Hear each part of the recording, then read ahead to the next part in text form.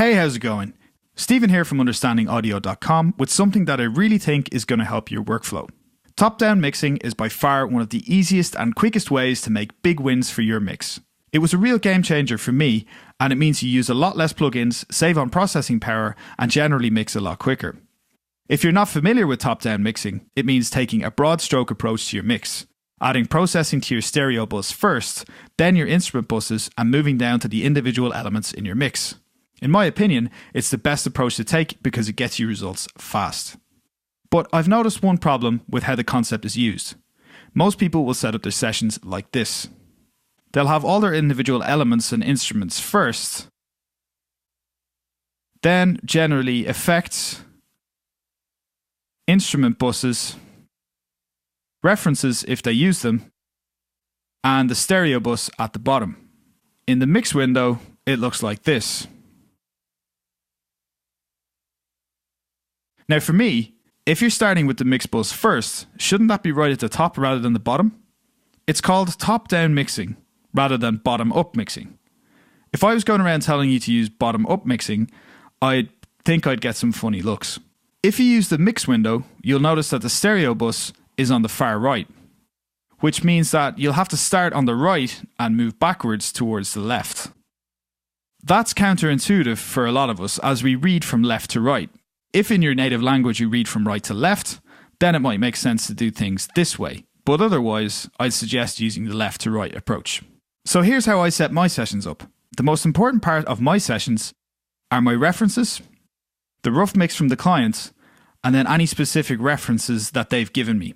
Then I've got my submix, stereo bus, and print track if I want to record my final mix. The next section contains my instrument buses.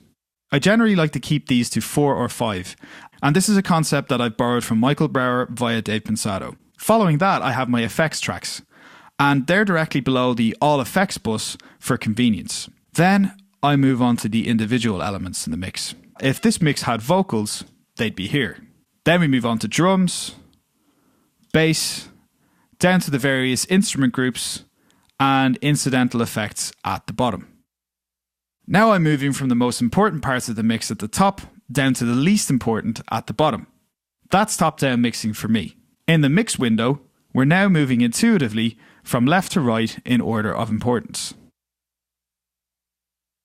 Setting up my sessions this way feels much more natural, and it definitely saves me a lot of time working from the top to the bottom. Now, it might come as a surprise to you that I mentioned that reference tracks are the most important part of my session, but I feel that reference mixes generally aren't given enough importance or credit towards improving your mixes.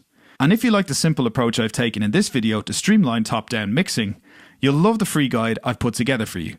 Reference tracks are a really important part of the guide, and I'm going to show you how to unlock their potential and fast-track your mixing success. So to grab my free guide, the one hack that guarantees a unique, pro-sounding mix, go to getpromixes.com and download it now. I know you'll find lots of useful information in there to help you on your journey and get your mixes sounding like the pros. Because who doesn't want their mixes to compete with the best, yet have their own unique sound? Again, you can grab the guide for free at getpromixes.com. Now, if you use top-down mixing already, let me know about how it's helped you in the comments below. While you're at it, don't forget to like and subscribe, and I'll see you next time.